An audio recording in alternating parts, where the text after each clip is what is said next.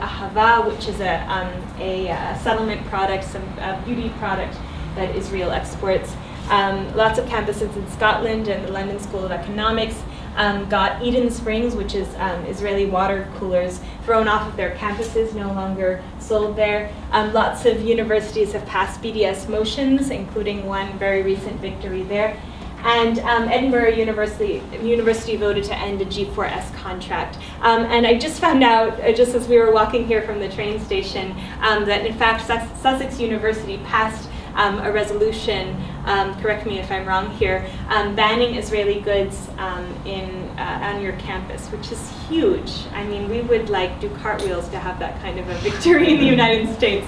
And it's already happened right here on campus. So you have an amazing base, an amazing history to be really proud of and to build on. So congratulations to you. G4S in particular is a really important company to know about. They're the largest prison services company in the world. They provide a lot of technology and support to Israel in the checkpoints, as well as the prisons, not only in the 67 occupied territories, but in 1948 Israel. Prisons inside Israel where Palestinian political prisoners are taken in, which is against international law. You're not allowed to take people out of an occupied area and imprison them outside of that area, far away from lawyers, from families, etc. And many are denied legal representation. Torture and humiliation tactics are widespread and systematic. And then SodaStream was mentioned, SodaStream being another Israeli settlement product, and this is also a boycott campaign that I'm super excited about in the United States. Lots of people are working on it, but again, 1 p.m. every Saturday. You guys have apparently the sort of flagship SodaStream outlet store. This doesn't exist anywhere else, where SodaStream opened up its very own store. Guess where? In Brighton. The first one that I'm aware of, at least outside of, not the first? No. Oh yes, the first. But why? Why would they do it? We should all be shaking our heads. Yeah, so what an opportunity to show with SodaStream that that's just not going to fly here. And just a great example that we take a lot of, get a lot of inspiration from here in Europe, the way that consumer boycotts really can work. So Carmel Agrexco is an Israeli produce company, exported much of its produce to Europe, much of it from Palestinian land in the Jordan Valley and other occupied areas. And the campaign was wildly successful. And after, I think, 6 years of wonderful campaigning around Europe, Carmel Agrexco began its process of liquidation. So congratulations, it works, and it's a huge victory to be excited about. Here you can just see one of many demonstrations people were doing. And there's actually a great opportunity coming up. Sorry, this is from 2012. And I don't know, I forgot the dates in Europe. Do you know? 25th to the 1st of March, we also do this in Europe. Terrific. Wait, 25th of February to the 1st of March? Oh, okay.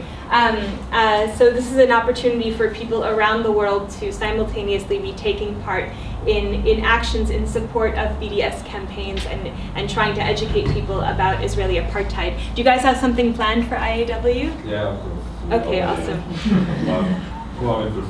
Okay, awesome. Okay, so I look forward to hearing what you guys do, but that's a great sort of opportunity. And just talking to someone from the BDS National Committee this morning, she was talking about how important it really is for Palestinians there. The Palestinians that she talks to talk about what IAW means to them, to see things happening around the world in solidarity with them. So it was good to hear that, and one of many reasons to take part. And all of this is a way to support the Palestinian resistance, the center, or one of the centers of which is inside Palestinians, where Palestinians every single day are resisting colonialism and resisting their oppression. And we see it in many ways, sometimes demonstrations where Palestinians march down to the land that is being taken to the wall, for example, to protest. Here in Bethlehem is Palestinian Christians marching down to the checkpoint to say, why can't we go to Jerusalem also? Art can be a kind of resistance. Creativity, preserving Palestinian culture is another way of resisting really the whitewashing of Palestinian history to be supplanted by Israeli dominant culture. Palestinian hip-hop is amazing. I don't know if you've ever had Dam here, they're my favorite. There's lots of Palestinian hip-hop groups, resistance through expression and through educating people, through amazing music. If you haven't heard it, it's great. And then just everyday life. You know, if you think about the students who wake up at 3:30, 4 a.m. every morning because they have to go through 2 checkpoints and the wall to get to school, but they still do it every day, every afternoon, because they insist on getting an education and they refuse to let the occupation prevent them from being an educated people. And in spite of everything, Palestinians remain some of the best educated people in the entire Middle East. This is resistance. It happens every day, it's happening everywhere, it's just not the kind we ever hear about. And so because it is Palestinian resistance that motivates me and that inspires me, I wanted to end with a sort of a montage of Palestinian resistance, lots of different kinds. And while it's playing, you'll hear a song, Ala Dalauna, to which the words have been changed to talk about the Palestinian women's role in the struggle. So here you go. It's sung by 2 sisters. One of them is Maisa here, a friend of mine. Okay, let's see if I can make this happen. على دلعونا وعلى دلعونا واحنا سمعناكم وانتوا اسمعوا. Oh gosh, sorry. Oh dear, hold on. Sorry, hit the mute. Okay, one more time. Okay, so let's make sure it works. There we go.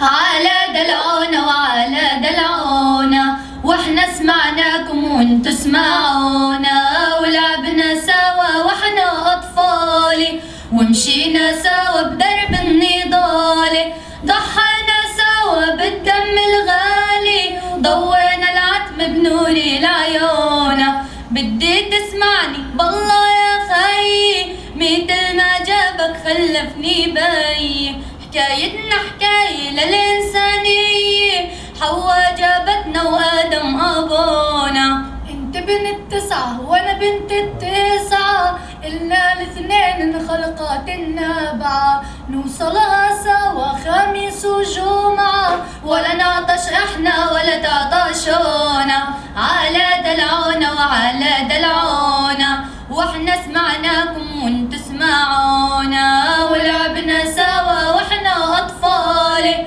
ومشينا سوا بدرب النضال ضحينا سوا بالدم الغالي وضوينا العتم بنور العيونا من وانا طفلة وانا بتألم نفسي اطوق ونفسي اتعلم واوصل معاكم لاعلى السلم واحقق ذاتي احسن ما يكون.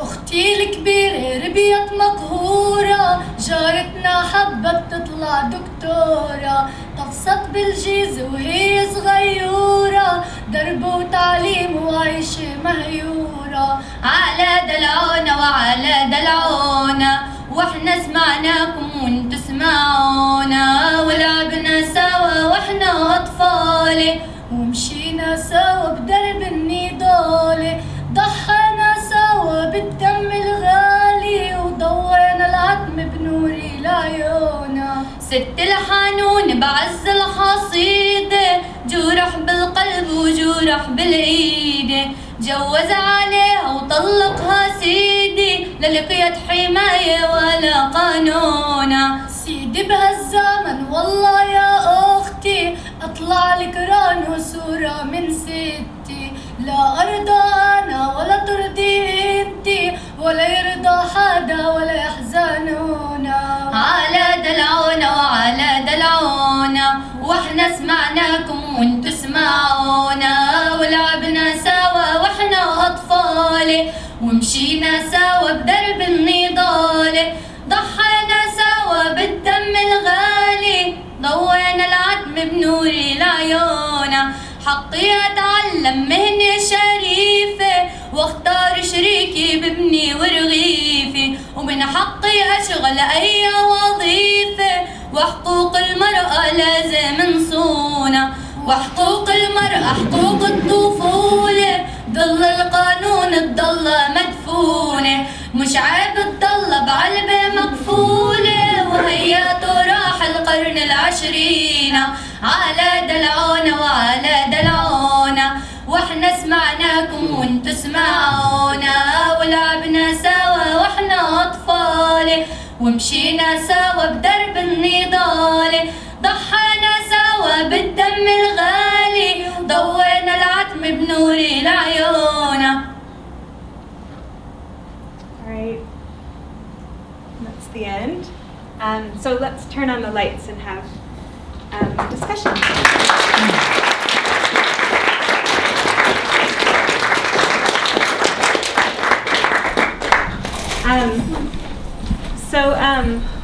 So I'd like to hear your questions, or we could also just have a discussion with you.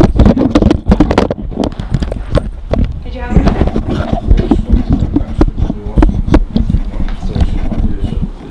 Can you speak up? It's nothing new, yeah. But I'm saying this more to help myself in getting more involved.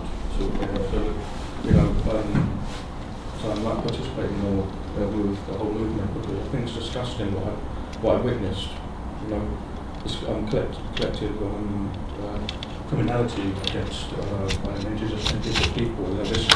I see it's like a sort of like a silent voice of the Palestinians, and it's like sort of like this sort of like arid sort of conspiracy by big corporate companies and like media agencies and all that. Just don't give a flying monkeys, about sort of like it's like it's nearly sort of like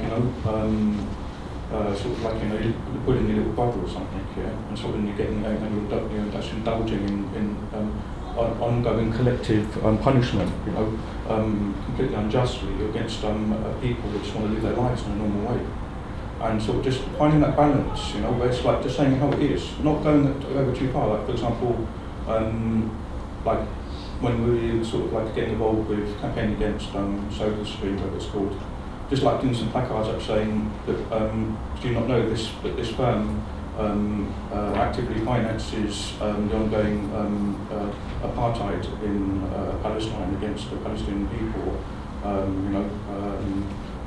Don't come here. They basically financing ongoing collective punishment and all this.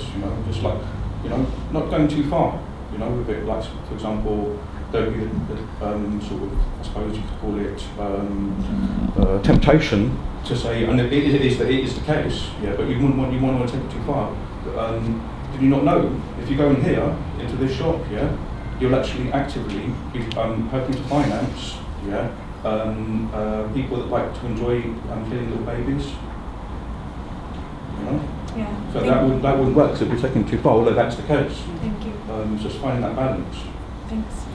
Back there? Hello. Oh, actually, hold on, pause.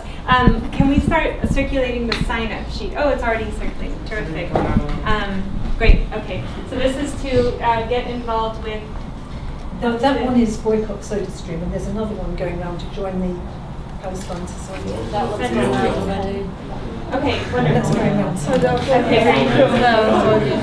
If you haven't gotten it, I don't know, make yourself known. Yes, you mentioned, it sounded quite interesting, that there was a part of Israeli society that were themselves sort of embarrassed and actually activist. Could you tell us a bit more about that? And do we have links with those people? And it would be quite interesting to know what is the pro-Palestinian voice within Israel. Could you talk? So historically, well, I'll talk about what there is today, in particular supporting the kind of activities we were talking about. So there's a great group called Boycott from Within, supporting Israeli citizens supporting the Palestinian call from inside Israel. And they are fantastic. I mean, in terms of supporting boycott and divestment campaigns, writing letters to artists to ask them not to come and play in their country, explaining that it's not, anti-Semitic, but that in fact it is, it's the right thing to do. Supporting also, like we had a local Veolia campaign, and we asked them to write a letter to the decision makers, and it can mean a lot. In fact, it means so much that Israel has actually passed a law making it illegal for its citizens to support publicly the BDS movement. Really? So Israelis will have their own price to pay for their involvement in the way that solidarity activists have throughout history, but they continue to do it. There's Who Profits from the Israeli Occupation that I mentioned, which is actually an Israeli research project that does the research that is the foundation for boycott and divestment campaigns against companies. And they're fantastic, whoprofits.org, and you can get all of the information, be super, super factual. They're very serious about their business, and they're wonderful. There's also solidarity groups that participate in demonstrations, that participate in direct action and accompaniment and other kind of civil disobedience. I should mention that historically the Israeli left, I mean, many Israelis fancy themselves as on the left, but much of the so-called left has either been people, for example, supporting the Labour Party, which has prettier words than Israeli right-wing parties, but has actually pursued the exact same policies of expanding settlements, sometimes even more aggressively than right-wing parties, because they sort of people aren't paying attention, people aren't worried about them in the way that they might be otherwise. And then there's also traditionally the sort of leftist Zionist movement that is staunchly against the occupation, very much wants to end it, researches settlements, and is very active at ending the occupation, but some of them sort of fall short of acknowledging that the Palestinians' only injustice is it's not only the occupation, it's also Palestinian citizens of Israel, it's also the refugees, and many sort of don't go that far, that sort of what happened since 67 is okay, but it's not okay, but what happened before is, and sort of prioritizing the existence of Israel as a Jewish state, thereby excluding the majority of Palestinians from it, from coming home, and its own citizens from having equality, that they privilege having that exclusivist state over full human rights. So I should mention that when we talk about the Israeli left, sometimes it's important to distinguish whether it's challenging just the occupation or challenging Zionism itself.